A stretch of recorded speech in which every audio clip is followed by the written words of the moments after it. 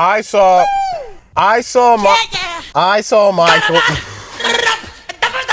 Michael with the Squad. I want to talk about it. I'm not fully tapped in on the King of Pop and all of the lore that he has in life, but a biopic about the King of Pop, and I do like a good portion of the songs.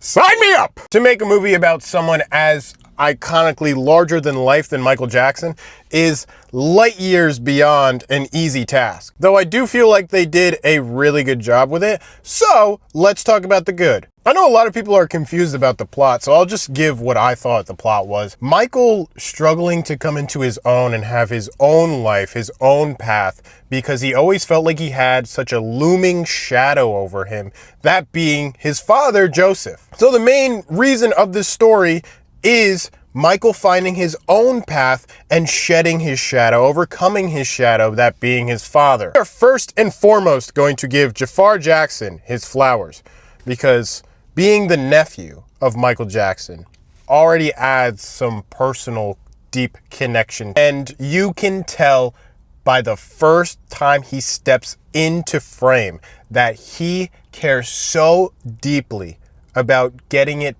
perfect, exactly how Michael would want that. And I mean, the likeness, the voice, the choreography, everything down to the last T was practically just like Michael. And I wonder, even if Michael was watching this, he would be so damn proud of his nephew. Colman Domingo as Joe, man, you want to hate him so bad because he does so good at making you want to just put. Miles Teller seemed like the only person in that room. Hey, all these people, focus on the big old schnoz in the room. Yeah, that's the actor that we want you to pay attention to. Of course, he's gonna stick out like the sorest thumb, though I do feel like it was an unexpected, decent performance from Miles. Nia Long as Michael's mother was very tender, and I felt like I wanted a little more, but I was content with what we got. I know some people are upset that there's no Janet Jackson, but she declined, but is in full support of Jafar Jackson as Michael. There was also no Randy or Rebby Jackson, so guess what? No bonus Jonas in this family. Certain casting that I would really like to talk about. And that's Mike Myers. Like, how the hell does he end up in each of these musical biopics? I remember first watching Michael, and I'm looking at him and I'm like, is that Michael? That's Mike Myers! And what pisses me off even more is that he's good! Mike Myers! Make another Wayne's World. Or Austin Powers. I'd be down for either. I say that and Hollywood's probably listening. Even though I like the young actor that played the young Michael, I'm glad we didn't spend a whole lot of time there, because there's already lots of movies, TV shows, and media that shares that portion of Michael's life. And I feel like a lot more people were looking forward to that solo era of Michael. Let's talk about Michael's second father, that being his security guard, Bill. And the dynamic between the two of them is so tender, so loving, and so connected. You can tell that Michael loved Bill dearly, like the father that he never had.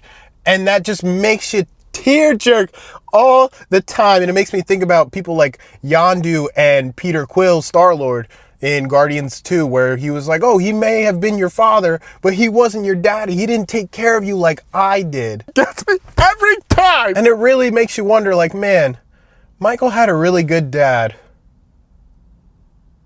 Dad? Oh my God, hearing the songs again, seeing Jafar dance as Michael, and seeing all the choreography, all the different concerts and like significant moments that happened in Michael's career. It was just so amazing to see, and has reignited my Michael Jackson hyper fixation. Though once you are in this groove, once you are figuring out who's bad, or just trying to see if you can just beat it. You what? Just like that, Michael Jackson will return in Avengers Doomsday. That's right, folks. This is going to be a two-parter. I'll be honest when I say I wasn't expecting that.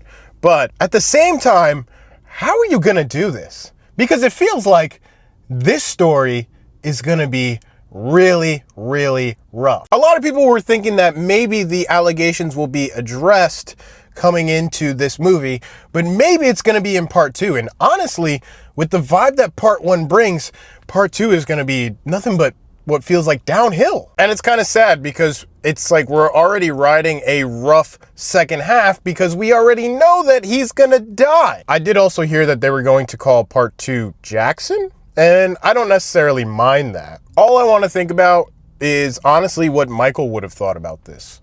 I know he would have been proud of Jafar. I know he would have been critiquing certain shots and angles like he always was, that deep down perfectionist that he really strived to be. Seeing that creative process has ignited such a fire under my ass that I want to keep making videos. I saw a quote that he put on his notepad and it said, "Be true to who you are and be free to create."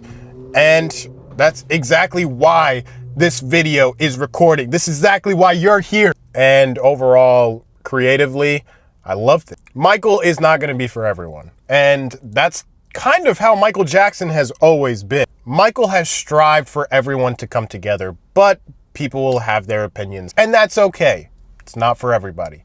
But for me, I'm giving Michael a out of 5. So go be a smooth criminal and go to the theaters. See Michael. Toodalist of Lose.